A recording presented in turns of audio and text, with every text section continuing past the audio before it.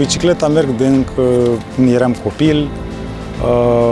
Acum, mai târziu, am făcut o obișnuință din asta și chiar fără să-mi impun chestia asta, merg de 2-3 ori pe săptămână, seara, în parc sau pur și simplu prin cartierul unde locuiesc. Merg pe bicicletă pentru că mă simt bine, îmi face bine și la sănătate și este și distractiv. Numele meu este George Eftemie, sunt supervizor de producție, lucrez de 8 ani în Campac, sunt supervizor de 1 an. Am lucrat în trecut la paletizare și Naker și mă ocup de coordonarea liniilor de producție din Campac România. Partea de supervizor ține de conducerea echipei, de îndeplinirea cerințelor, a task-urilor și a cerințelor. În colaborarea cu colegii mei îmi place să țin bazele respectului, să ne respectăm reciproc, să comunicăm foarte mult, asta e cheia din punctul meu de vedere, comunicarea, și să ne consultăm atunci când avem probleme, să ne oferim suportul unui altuia, indiferent de situație.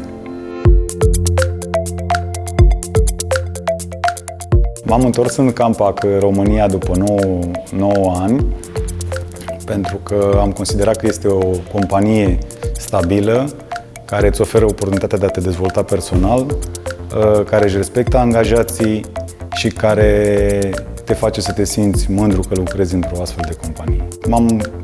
M-am mutat, ca să zic așa, la Naker, ca operator la Naker, și după aceea am fost avansat în poziția de supervizor. Această companie mi-a dat posibilitatea să mă dezvolt personal și să merg în proiecte, cum ar fi Cehia, Brazilia, Columbia, Statele Unite, ca și operator paletizare. Am fost la instalare de echipamente, la pornire de linie, la mentoring.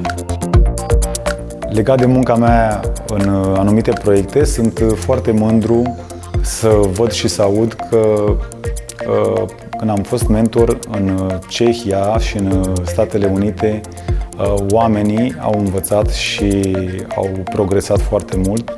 Sunt mândru să aud și să văd că încă de acum 2-3 ani de când eu le-am fost mentor, oamenii încă lucrează acolo și o fac foarte bine.